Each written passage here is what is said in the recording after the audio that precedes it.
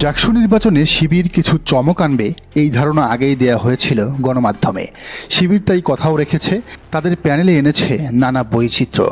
সেখানে চাকমা হিন্দু যেমন আছে, তেমনই আছে দৃষ্টিশক্তিহীন জুলাই যোদ্ধা।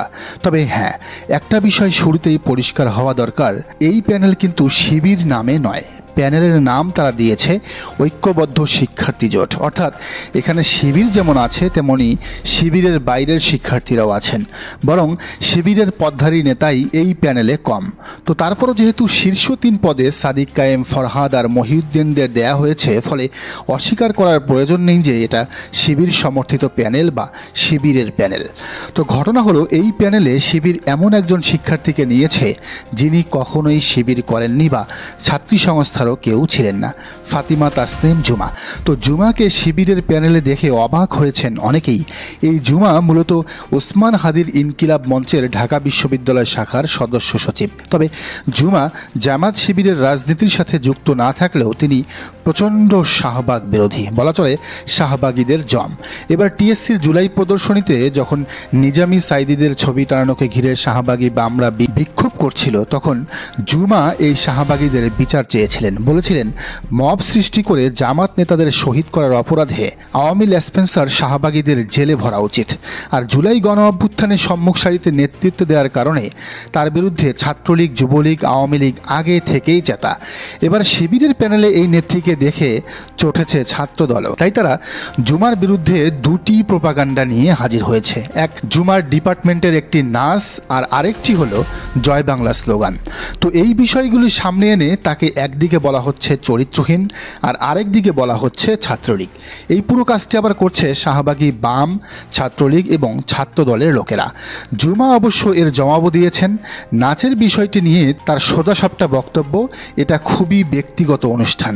এমন নয় যে তিনি ভাড়ায় বিভিন্ন অনুষ্ঠানে গিয়ে নিয়মিত নাচ গান করেন। আর দ্বিতীয় বিষয়টি ছিল আওয়ামী লীগের প্রতি কটাক্ষ করে জয় বাংলা স্লোগান, মানে পিনাকির সেই স্লোগান আর কি, সব কিছু জয় বাংলা করে দাও, মানে শেষ করে দাও। এখন জুমা যে লীগ না তা তো আর অজানা নয়, কারণ লীগের বিরুদ্ধে তার লড়াই সংগ্রাম দীর্ঘদিনের। কিন্তু ওই যে টার্গেট একটাই, শিবির প্যানেলকে প্রশ্নবিদ্ধ করা।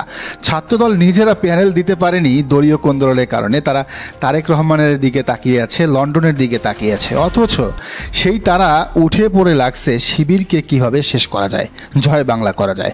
তো এবারে ঢাকা বিশ্ববিদ্যালয় কেন্দ্রীয় ছাত্র সংসদ নির্বাচনে শিবির সমর্থিত প্যানেল থেকে মুক্তিযুদ্ধ ও গণতান্ত্রিক আন্দোলন বিষয়ক পদে প্রতিদ্বন্দ্বিতা করবেন ফাতেমা তাসনিম জুমা। তার গ্রামের বাড়ি কক্সবাজার জেলার মহেশখালী উপজেলায়।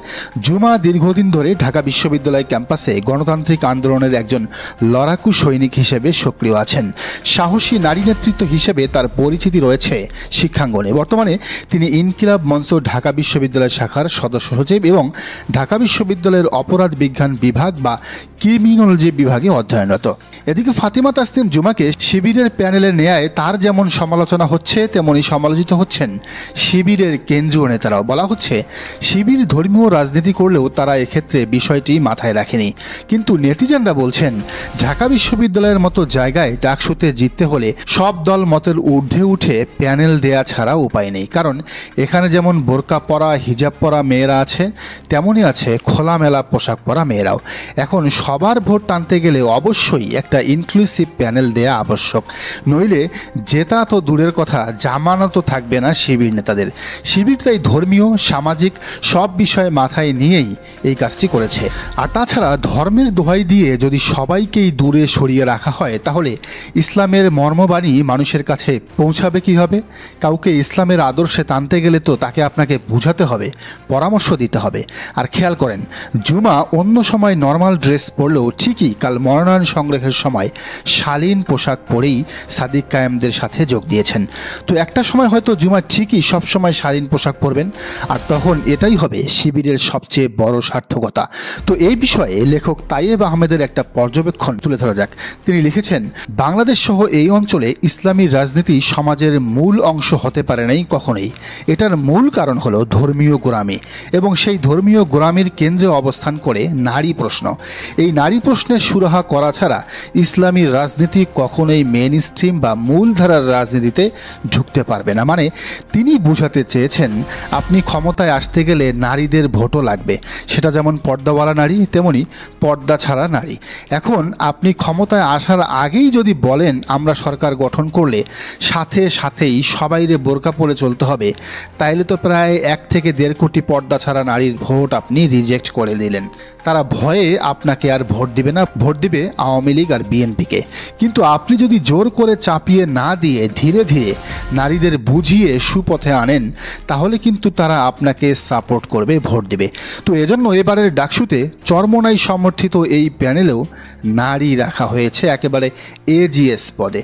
তো তাইয়েব লিখেছেন, জামাত শিবির সম্ভবত এই প্রথম ধর্মীয় গোঁড়ামির বাইরে এসে নারী পুরুষ সহ তাদের কোনো নির্বাচনী প্যানেলের ছবি প্রকাশ্যে এনেছে। এটা খুবই ভালো, কিন্তু এই ধারা অব্যাহত রাখতে হবে এবং যেতে হবে বহুদূর। দর্শক, এই প্রতিবেদন সম্পর্কে জানাতে পারেন আপনার মতামত এবং অবশ্যই চ্যানেলটি সাবস্ক্রাইব করে বেল আইকনটি বাজিয়ে রাখুন।